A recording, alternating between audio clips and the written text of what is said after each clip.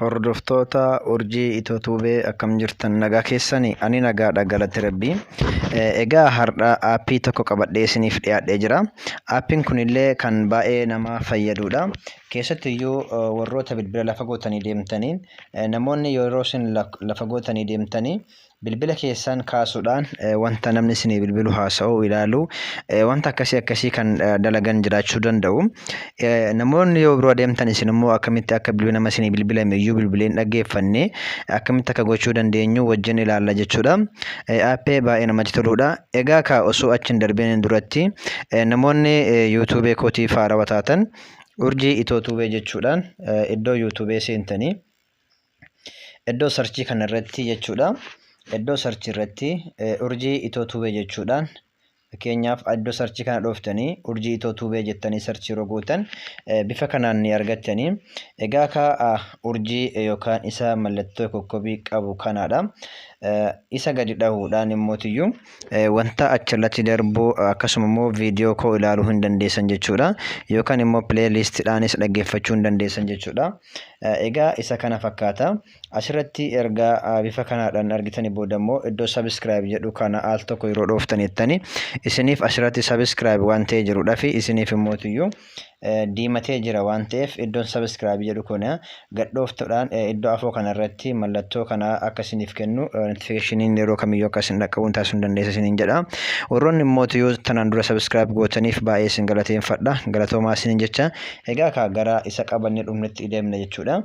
Egaa aappichallee kan argannu eessa keessaayi? Pileestoorii keessaa jechuudha. Pileestoorii keessa seentanii aappicha achi keessaa buufachuu hin dandeessanii.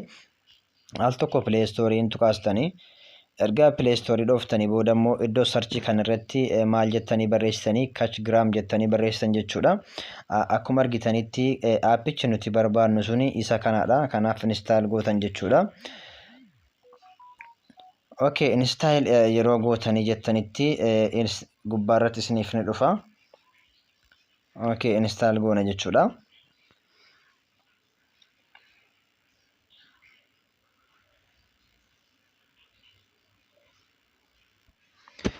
Okay, akkuma argitanitti herregee xumuruutti jira jechuudha. Xumuruutti jira.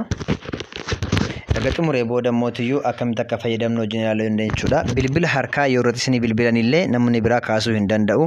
Inni lammataa immootiyyuu aappiidhaan yookaan immoo iimoodhaan feesbuukaan akkasuma teelegiraamaadhaan wantoota garaagaraa weesaappiidhaan yoo isin bilbilanillee immoo namoonni kamiyyuu bilbila keessan kaasuu hin danda'an jechuudha. Lakkoofsa ittiin sana isin duwwaatu beeka waan ta'eef namoonni sun kaasuu yeroo dhaqanii gattuqanitti lakkoofsa sana gaafata jechuudha. Lakkoofsa sana yoo hin beekne immootiyyuu kaasuu hin danda'ani. Nama isin bilbile san immoo kaasanii dhufshaniin sagalee isaa dhaggeeffachuu waan tokko ilaaluu hin danda'an jechuudha. Misajii isin dhufellee dubbisuu hin danda'an jechuudha walumaa galatti. Egaa aappichi open nuun jedhee jira maal goonaa isa open jedhu kan al tokkoon tuqaastanii. Open kan jedhu kan erga tuqaastanii boodatti immootiyyuu bifa kanaadhaan isinii fida. Wanta isinii fidu kan hundumayyuu alloo jechuudhaan yookaan guutuudhaan kan bira dabartanidha. Akkuma argitanitti iddoo kanarratti maal isiniin jedha incoming call lock kan jedhu kana maal gootanii iddoo afoosaa kanarratti mallattoo kana achi deebiftanii jechuudha. Inni kun maalidha? Bilbila gara biraarraa isinii bilbilamu yeroo akka namni hin kaafne yeroo barbaaddan isa kana fayyadamtan jechuudha. Yoo immootiyyuu namnis kaasuu rakkoo hin qabu jettanii dhiiftan isa kana garana deebisuudhaan dhiiftan jechuudha. Amma fakkeenyaaf isa kana yeroo dhahee jedhee bifa kanaadhaan seetingii na gaafata. Isa seetingii jedhu kana al tokko maal gootanii al tokkoon dhooftan jechuudha. Erga isa dhooftanii booda immootiyyuu asirratti nuuf fida alloo permission kan jedhu kana afoo isa mallattoo sana maal gootanii al tokkoon tuqaastan jechuudha. Erga isa ammallee setting kan jedhu kana al tokko maal gootanii settings kan jedhu kana al tokkoon dhooftan jechuudha. Erga isa dhooftanii ammallee asitti isin fideetiniin aappiin kun as keessaa kachgiraam kan jedhu kana ammallee dhooftanii akka afoo kana bulee isin taasisu maal jettaniin alloo jettaniin jechuudha. Okay, ergasii garana isin fida jechuudha. Isin kan barbaadaniin fayyadamuu dandeessanii akkuma argitanitti patarnii fayyadamuu dandeessanii, dijiitii lamaan fayyadamuu dandeessanii, afuriinis fayyadamuu dandeessan jechuudha. Ani egaa akka dijiitii afuriin fayyadamuu barbaada waan ta'eedhaaf isa kanattan fayyadama jechuudha. Isa kana al tokko nan tuqaasa. Ergan tuqaasee booda mootiyyuu maalan godha lakkoofsa ittiin barbaadu sana kan an beekuu danda'u yeroo kamuu kan dagachuu hin dandeenye yoo anis kan dagadhu ta'e anillee banuu hin danda'u jechuudha nama biraatii miti anis banuu hin danda'u. Kanaafuu maalan godha lakkoofsan beeku tokko sirriitti kan yaadachuu danda'u tokko isaan banachuudha. Egaa maalin 29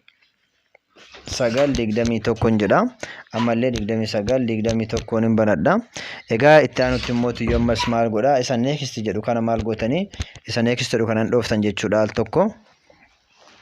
Okay, ergasii akkuma ilaaltanitti fakkeenya bilbil tokko yeroo irratti bilbilame bifa kanaadhaan kan isinii fidu jechuudha. Namoonni sun lakkoofsa sanaan amma kaasuma lakkoofsa itti banu malee kaasuu hin danda'u jechuudha. Fakkeenyaaf yoo lakkoofsa biraa dogongore wrong pattern jedha jechuudha. Kanaafuu okay ittiin barreessa ergas booda kaasuu nan danda'a jechuudha. Okay, asirratti ansee isa kun kan bilbilaa isiniin jedhee jira. Asirratti maal jettuun alloo jettuun jechuudha. Ammallee alloo jettuun inni kun kan bilbilaati jechuudha. Isa aappii yookaan imoo saappiidhaan isin bilbilan immoo tiyyuu namni bira akkamitti kaasuu akka hin dandeenye meeseejii namaa sagalee isin ergame dubbisuu akkamitti akka hin dandeenye ilaalla jechuudha. Inni sun isa kana jechuudha. Aappiloo kan jedhu kana maal gootanii al tokkoon tuqaastan jechuudha.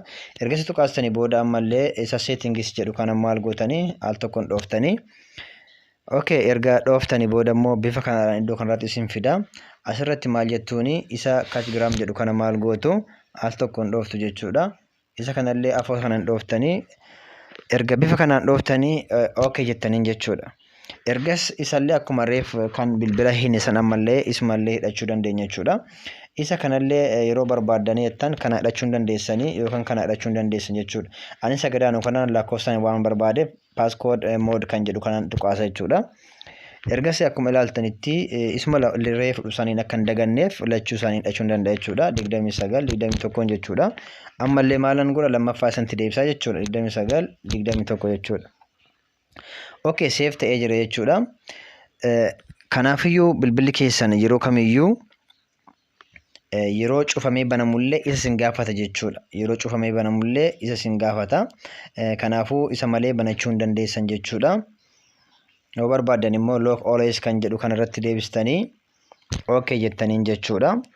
Ergas akkuma argitanitti bifa kanaadhaan kinoo akkuma argitan messengerin qollofameera gaalarii feesbuukaa yuutuubeedha. Ergas ammallee maal gootanii isuma kana dhooftan jechuudha. Ammallee isa magariisa kana dhooftanii protect kan jedhu kana dhooftan jechuudha.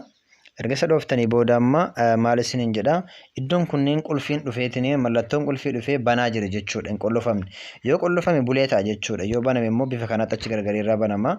Amma mee haa ilaallu fakkeenyaaf isaan kanneen keessa gadhoofne aappiin install ta'e gadhoofne jechuudha. Yeroon dhahee jedha akkuma argitanitti bulee ta'eetiniin qollofamee jira jechuudha. Banamuu hin danda'u jechuudha gabaabumatti. Okay, isa olaanu kanallee maal gootanii isa sin dhooftanii innis ni qollofama jechuudha. Aappiidhaan bilbila keessan irra jiru hundisaa qollofamee jira jechuudha. Egaa ka amma immoo bilbila keenya gubbaamee aappii jiru haa ilaallu fakkeenyaaf. Aappii tokko banuu yeroo barbaade Play Store banuu yeroo barbaadetti maal na gaafatee jira jechuudha.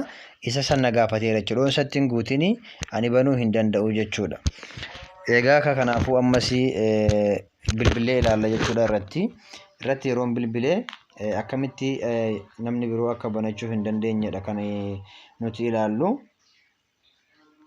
Okay, irrattiin bilbila.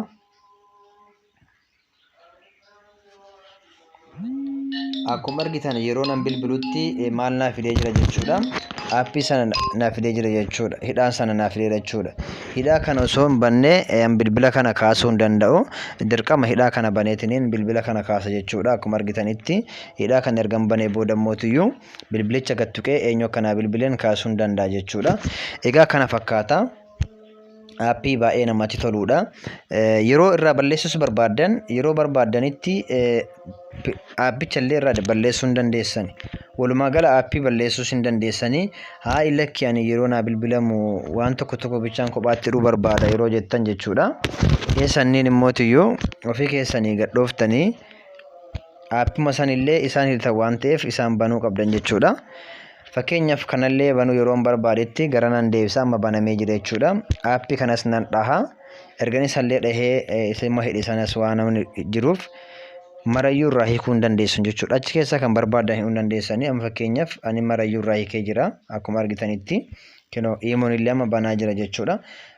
Hundumti isaaniiyyuu banaa jira as keessa jechuudha. Amma as keessa kan barbaadu hidhuu nan danda'a.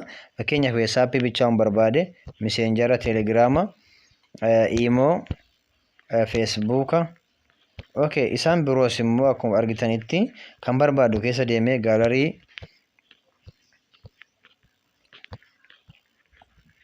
isaan barbaadan kamiyyuu TikTok illee yoo barbaadan akkasuma mootiyyuu kan barbaadan irra deemtanii hidhuu hin dandeessu jechuudha. Warri bulee ta'e kun hidhamee jira jechuudha.